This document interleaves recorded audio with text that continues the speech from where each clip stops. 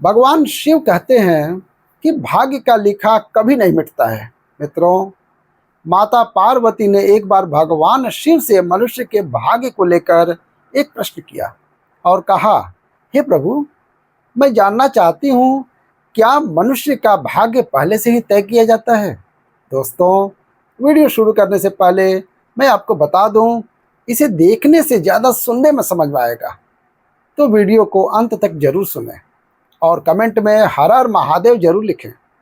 चलिए कथा में आगे बढ़ते हैं। तब मुस्कुराते हुए भगवान शिव बोले, हे देवी पार्वती, आपके प्रश्न का उत्तर देने से पूर्व मैं आपको एक कथा सुनाता हूँ। आप इसे ध्यान से सुनें। दोस्तों, भगवान शिव ही संसार के आदि और अनंत हैं। शिव के बिना मृत्यु भी अधूरी है, क्योंकि प्राणी के जीवन का अंतिम सत्य है मृत्यु, और मृत्यु के देवता हैं स्वयं भगवान शिव। दोस्तों, आप सभी से हमारा विनम्र निवेदन है कि आप इस कथा को ध्यानपूर्वक सुनें, ताकि आपको जीवन के कुछ महत्वपूर्ण पहलू समझ में आ सके। भगवान शिव कहते हैं, हे देवी पार्वती, काल से कोई नहीं जीत पाया। हर प्राणी को काल मेरी ही आज्ञा से ग्रसित करता रहता है। मनुष्य के जीवन में समय, परिस्थिति और स्थान, इन तीनों की बड़ी भूमिका होती है। कई बार जो कुछ भी घटित होना होता है, उसी अनुरूप परिस्थितियां बनती जाती हैं, और जो होना होता है वह बस हो ही जाता है। हे देवी, एक समय की बात है, पृथ्वी लोक पर भागीरथ नाम के एक विख्यात राजा राज्य करते थे। वे बड़े ही धर्मात्मा, न्यायप्रिय, पराक्रमी, विद्वान, कुशल और प्रजा का पालन करने में दक्ष थे। राजा भागीरथ अपनी प्रजा को अपने पुत्रों की भांति प्रेम करते थे। प्रत्येक रात्रि वे वेश बदलकर नगर में भ्रमण करते थे, ताकि वे अपनी प्रजा की कुशलता और उनके दुखों को जान सकें। एक दिन की बात है, राजा अपनी उसी रात्रिकालीन दिनचर्या के अनुसार वेश बदलकर नगर भ्रमण के लिए निकले। भ्रमण करते करते अमृत बेला का समय हो गया था।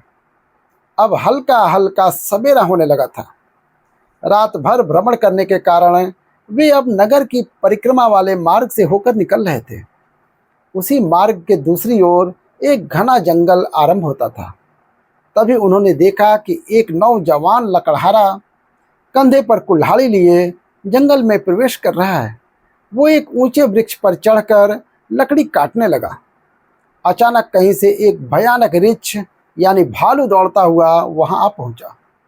यह देखकर राजा एक पेड़ के पीछे चुपचाप छिप गया। लेकिन राजा ने देखा, वह रीछ भी उसी पेड़ पर चढ़ने लगा जिस पर वो नौजवान लकड़हारा लकड़ी काटने के लिए चढ़ा था। उस रीछ को पेड़ पर इतनी तेजी से चढ़ते हुए देखकर राजा आश्चर्यचकित रह गए। उन्होंने सोचा, यह कैसे संभव है? इतना भारी भरकम प्राणी वृक्ष पर कैसे चढ़ सकता है? क्योंकि सामान्य रीछ कभी वृक्ष पर नहीं चढ़ते, लेकिन ये तो किसी अद्भुत शक्ति से चढ़ रहा था।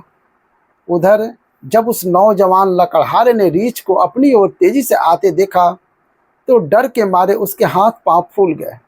भय से कांपते हुए उसके हाथ से वृक्ष की टहनी छूट गई और वो धड़ाम से जमीन पर गिर पड़ा। जैसे ही वो गिरा, उसी क्षण उसके प्राण पखेरु उड़ गए। अब जब वो भयानक रीछ पेड़ से नीचे उतरा, तो अचानक वो देखते ही देखते एक सुंदर स्त्री का रूप ले लिया और पास स्थित एक कुएं के पास जाकर बैठ गया, मानो वो किसी का इंतजार कर रही हो। राजा भागीरथ यह सब देखकर भीतर तक हिल गए थे। उन्हें अपनी आंखों पर विश्वास नहीं हो रहा था। उनकी सारी थकान, सारा आलस्य और नींद एक क्षण में उड़ गई, क्योंकि उन्होंने अपनी आंखों से देखा था कैसे वो भयानक प्राणी एक स्त्री में बदल गया। अब वो उनका मस्तिष्क अनेक प्रश्नों से घिर चुका था।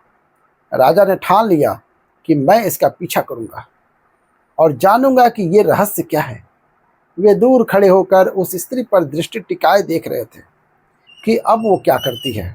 थोड़ी ही देर बाद राजा के दो सिपाही जो रात्रि गश्त पर थे वहां से गुजर रहे थे। संयोग की बात यह थी कि वे दोनों सगे भाई थे।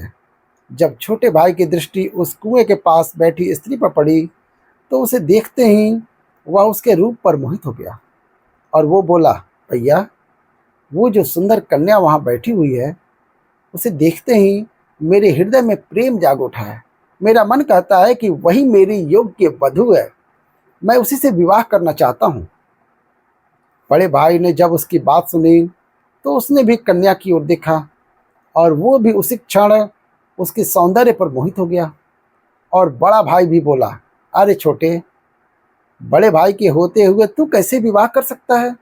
मैं तुझसे बड़ा हूँ और मुझे भी उससे प्रेम हो गया है, इसलिए विवाह तो मैं ही करूँगा।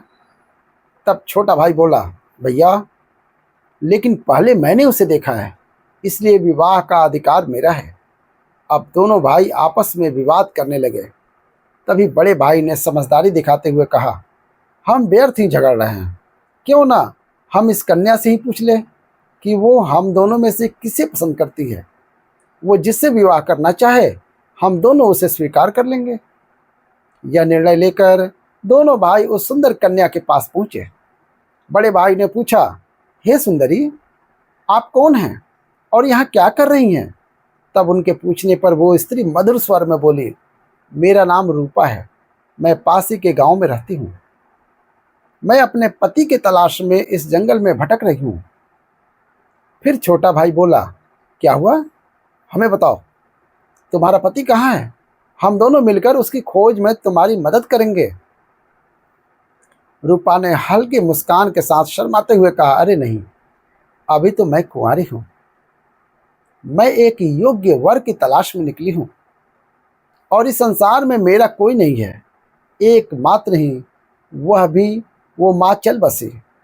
इस पर छोटा भाई उत्साहित होकर बोला, वाह, कितना सुंदर संयोग है। हम दोनों भाई भी अविवाहित हैं। यदि तुम चाहो तो हम दोनों में से किसी एक से विवाह कर सकती है। तब मुस्कुराते हुए उस लड़की ने कहा, मुझे तो आप दोनों ही पसंद हैं। आप ही तय कर लो कि मैं किसके साथ विवाह करूं। तब बड़े भाई ने कहा, हम दोनों भी इसी उलझन के साथ तुम्हारे पास आए हैं, अब क्या करें? तब लड़की बोली, तो ठीक है, इसका निर्णय मैं ही कर देती हूँ। मैं तुम दोनों में से किसी एक से विवाह करूंगी, लेकिन मेरी एक शर्त है। दोनों भाई एक साथ बोले, बोलो, हमें क्या करना है? तब वो कुंवारी लड़की बोली, तुम दोनों में से जो भी अधिक बहादुर और शक्तिशाली होगा, मैं उसी से विवाह करूंगी। दोस्तों, इतना सुनते ही दोनों भाई स्वयं को एक दूसरे से श्रेष्ठ और बलवान सिद्ध करने की इच्छा से आपस में युद्ध करने लगे। लड़ते लड़ते उन्होंने अपनी तलवारें निकाल ली और फिर छोटे भाई ने बड़े भाई के पेट में तलवार घुसेड़ दी और वहीं बड़े भाई ने भी पलटवार करते हुए छोटे भाई का गला काट दिया। इस प्रकार तड़प तड़प के दोनों भाइयों ने अपने ही हाथों से प्राण गंवा दिए। तभी वो लड़की जोर से हंसने लगी और वहां से उठकर घने जंगल की ओर चल दी। वहीं दूसरी ओर राजा को एक और गहरा सदमा लगा। उन्होंने सोचा, इस स्त्री ने क्या कर दिया? ये तो कोई छलावा थी। अब ये आगे क्या करेगी? मुझे देखना चाहिए। ऐसा सोचकर राजा भी कुछ दूरी बनाकर गुप्त रूप से उसके पीछे चल दिए। मित्रों, अब सूर्य भगवान पूरी तरह से उदय हो चुके थे, किंतु राजा भगीरथ एक रीछ के वृक्ष पर चढ़ने और फिर एक सुंदर कन्या के रूप में बदल जाने की विचित्र घटना को अपनी आंखों से देखकर भीतर तक हिल चुके थे। अब उन्हें ना भूख का ध्यान था, न प्यास का, न ही राजपाट का। उन्हें तो केवल उस रहस्यमयी लड़की के विषय में जानने की तीव्र जिज्ञासा थी। राजा उस सुंदर स्त्री का पीछा करते हुए सावधानी पूर्वक लगभग 2 कोस दूर तक आ गए। अब आगे जो हुआ, उसने राजा के आश्चर्य की सभी सीमाएं तोड़ दी, क्योंकि देखते ही देखते वह स्त्री अब फिर अपना रूप बदलकर एक जहरीले नाग में बदल गई और वो नाग बहुत तेजी से रेंगता हुआ आगे बढ़ने लगा।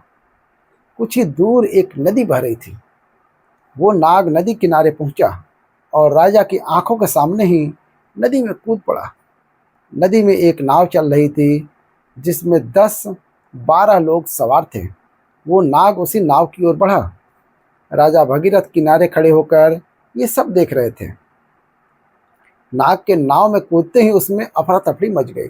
लोग डर के मारे अपनी जान बचाने के लिए नाव से पानी में कूदने लगे।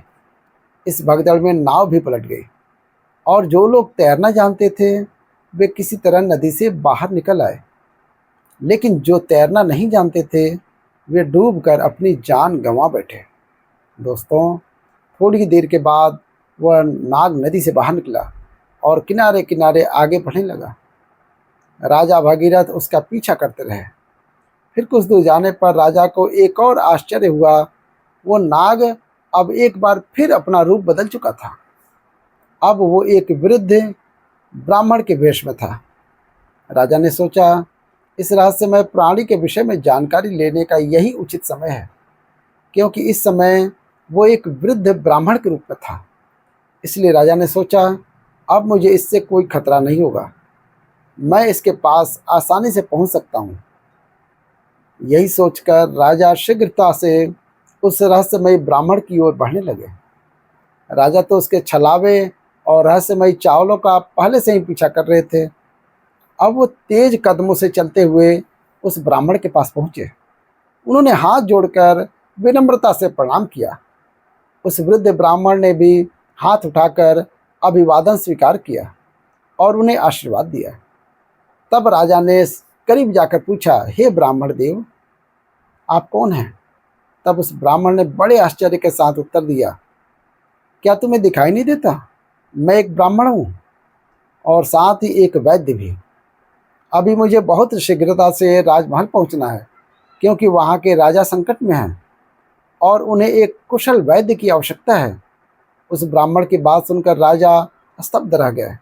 उनका शरीर पसीने से भीग गया। अब उनका धैर्य टूटने लगा।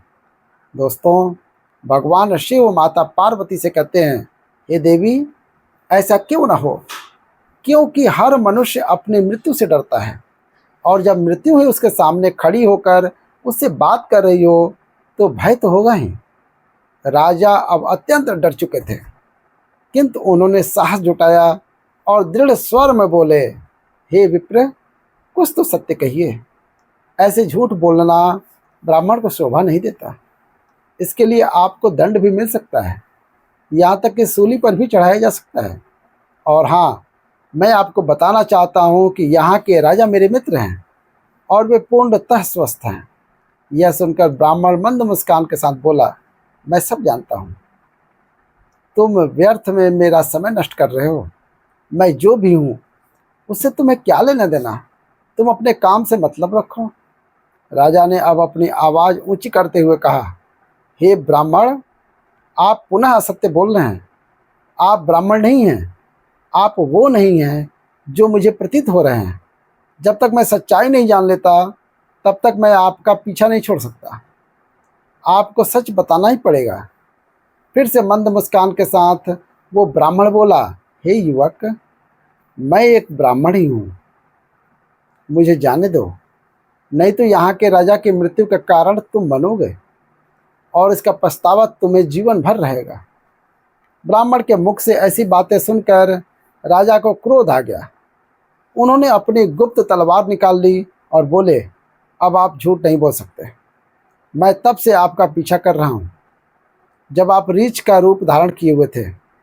आपने उस युवक लकड़हारे को मार डाला, फिर एक सुंदर स्त्री बनकर दो सिपाही भाइयों को एक दूसरे के हाथों मरवा दिया। फिर आप विषैला नाग बनकर नदी में कूदे और उस नाव पर चढ़ गए जिसमें कई यात्री सवार थे। आपके दहशत के कारण भगदड़ मच गई, नाव पलट गई। जो तैरना जानते थे वे तो बच निकले, लेकिन बाकी सभी डूब कर मर गए। और अब आप वृद्ध ब्राह्मण का रूप धारण करके नई चाल चल रहे हैं। इसलिए हे ब्राह्मण, अब सत्य कहो, तुम कौन हो? राजा की तीखी बातें और तलवार की नोक देखकर भी वो ब्राह्मण शांत रहा और बोला, हे युवक, यदि मैं ना बताऊं तो तुम क्या कर लोगे? राजा ने तलवार को उसकी ओर निकट कर लिया और बोले, अब तुम परिणाम भुगतने के लिए तैयार हो जाओ, क्योंकि अब तुम कई लोगों की हत्या करने के दोषी हो। इसलिए तुम्हें राज दरबार में प्रस्तुत कर सूली पर चढ़ाया जाएगा। तुम नहीं जानते कि ये सम्राट भगीरथ का राज्य है, जो एक न्यायप्रिय और प्रजावत्सल राजा हैं। तुम यहाँ से जीवित वापस नहीं जा सकते। इसलिए तुम्हारी भलाई इसी में है कि अपने असली रूप में आओ और सच्चाई बताओ। दोस्तों, तब भगवान शिव कहते हैं, हे देवी पार्वती। राजा की ऐसी बातों को सुनकर वो वृद्ध ब्राह्मण जोर जोर से ठहाके लगाकर हंसने लगा और बोला, हे राजन, मैं जानता हूँ कि ये नगरी सम्राट भगीरथ की है, जो महान प्रतापी और धर्मनिष्ठ राजा हैं। मैं ये भी जानता हूँ कि वो तुम ही हो, विश्वविख्यात सम्राट भगीरथ। किंतु अब तुम भी एक बात जान लो, तुम मुझे नहीं मार सकते, बल्कि एक दिन ऐसा आएगा जब मैं ही तुम्हें मरने के लिए विवश कर दूंगा। अब तो राजा के होश ही उड़ गए। ब्राह्मण की इस प्रकार की बात सुनकर राजा भगीरथ के हाथ से तलवार छूटकर नीचे गिर गई। वे हाथ जोड़कर चुप हो गए और मन ही मन सोचने लगे, जिसने इस रूप में भी मुझे पहचान लिया वो कोई साधारण मानव तो हो ही नहीं सकता। तभी राजा विनम्र होकर बोले, हे ब्राह्मण, अब जब आपने मुझे पहचान ही लिया तो कृपया करके ये भी बताएं कि आप वास्तव में कौन हैं। तब वो ब्राह्मण बोला, हे राजन, किसी ने सत्य ही कहा था, संसार में 4 हट सबसे बलवान होते हैं, राजहट, बालहट, स्त्रीहट और योगहट। तुम राजा हो, इसलिए राजहट पर अड़े हो। अब तुम बिना मेरी सच्चाई जाने रह ही नहीं सकते, ये भी मैं जानता हूँ। इसलिए अब ध्यान से सुनो, मैं कौन हूँ और मैं तुम्हारी राजधानी में क्यों आया हूँ। तब उस वृद्ध ब्राह्मण ने बताना प्रारंभ किया और कहा, हे राजन, अब तुम्हें मैं अपनी पहचान बताता हूँ। मेरा नाम काल है। तुम जानते हो कि संसार में जितने भी प्राणी जन्म लेते हैं उनकी मृत्यु निश्चित होती है। इसीलिए इस धरती को मृत्यु लोक कहा गया है। जब कोई प्राणी माता के गर्भ में आता है तो उसी समय उसका भाग्य लिखा जाता है। नियति के अनुसार आत्मा शरीर में प्रवेश करती है और वो जीवित होता है।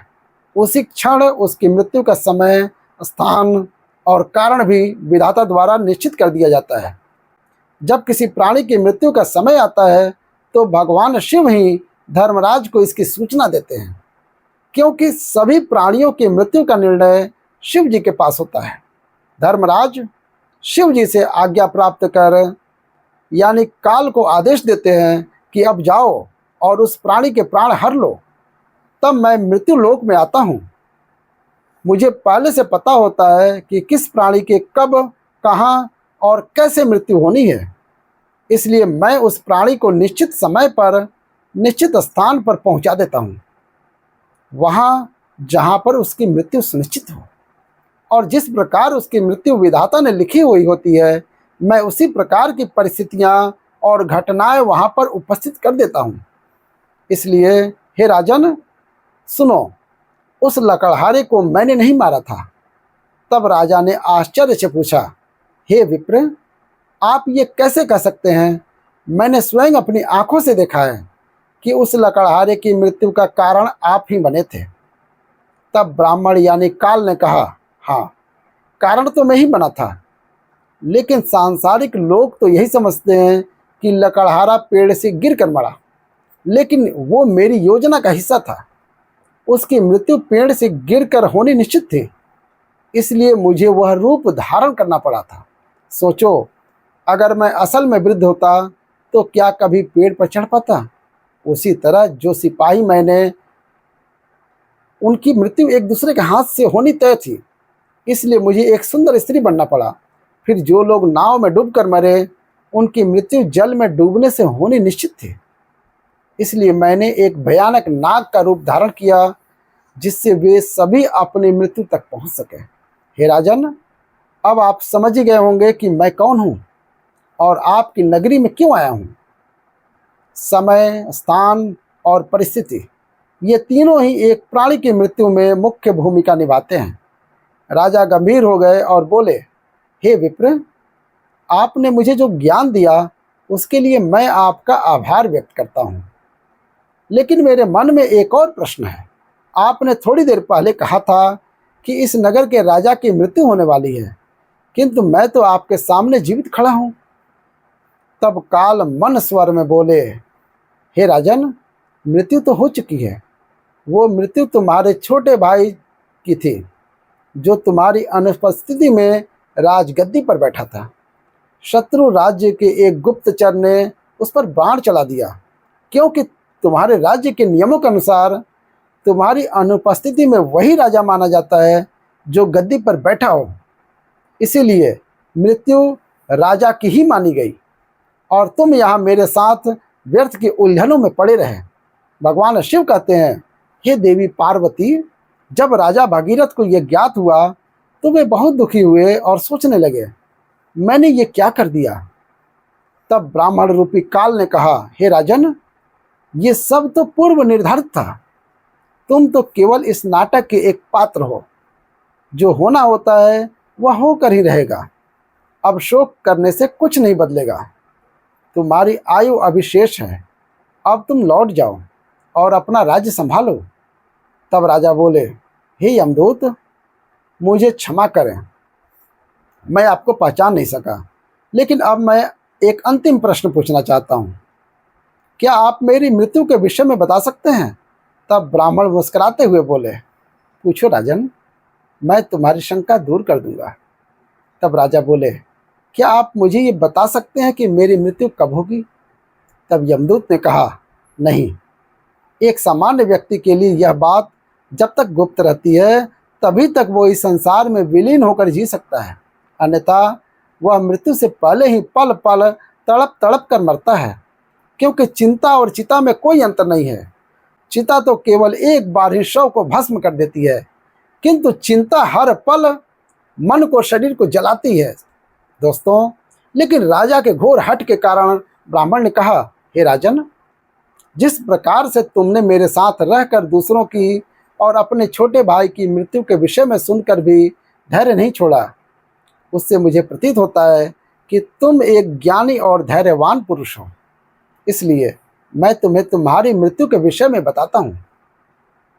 हे राजन, ध्यानपूर्वक सुनो। तुम्हारी मृत्यु आज से ठीक 1 वर्ष बाद सूली पर चढ़ाने से होगी, और विशेषकर यह मृत्यु इसी नगरी के भीतर तुम्हारे अपने राजमहल में ही घटित होगी। तुम इस मृत्यु को प्रसन्नतापूर्वक स्वीकार करना। इतना कहकर वह ब्राह्मण एक चील का रूप धारण कर वहाँ से उड़ गया। और दूसरी ओर राजा अपने महल लौटकर अपने छोटे भाई चित्रांगद का अंतिम संस्कार करते हैं और राज्य कार्यों को पुनः व्यवस्थित रूप से संभालने लगते हैं। धीरे धीरे वे यमदूत के साथ हुई सारी घटनाओं को भूलने लगते हैं। इसी तरह 6 महीने बीत जाते हैं। फिर एक रात अचानक राजा घबराकर नींद से उठ जाते हैं। उन्हें मृत्यु की आहट महसूस होने लगती है। इस पर भगवान शिव कहते हैं, हे देवी, मनुष्य चाहे कितना भी निडर क्यों न हो, परंतु जब उसे अपनी मृत्यु का पूर्वाभास हो जाए तो वह उससे बचने के लिए कोई न कोई उपाय अवश्य ढूंढ निकालता है। राजा ने भी ऐसा ही किया। अगली सुबह राजा दरबार में अपने मंत्रियों से कहते हैं, हे मंत्रियों, एक भविष्यवाणी के अनुसार आज से ठीक 6 महीने बाद मेरी मृत्यु मेरे ही महल में सूली पर चढ़ाने से होगी। अतः आप लोग कोई ऐसा उपाय खोजें जिससे यह मृत्यु टाली जा सके। कुछ समय बाद एक प्रमुख मंत्री ने सुझाव दिया, महाराज, यदि हम राज्य भर से सभी नुकीली वस्तुओं जैसे सूली, भाले, चाकू, कटार आदि का पूर्णतः बहिष्कार कर दें और उन्हें राज्य से बाहर निकाल दें, तो शायद आपको सूली पर चढ़ाया नहीं जा सके। मंत्री की यह सलाह राजा को और अन्य सभासदों को पसंद आती है और वे वैसा ही करते हैं। दोस्तों, राजा भगीरथ अब थोड़े शांत हो जाते हैं, किंतु मृत्यु का भय उनके भीतर अब भी जीवित रहता है। इस भय के कारण अब उन्हें नींद नहीं आती और वे मन को बहलाने के लिए नए नए शौक अपनाने लगे।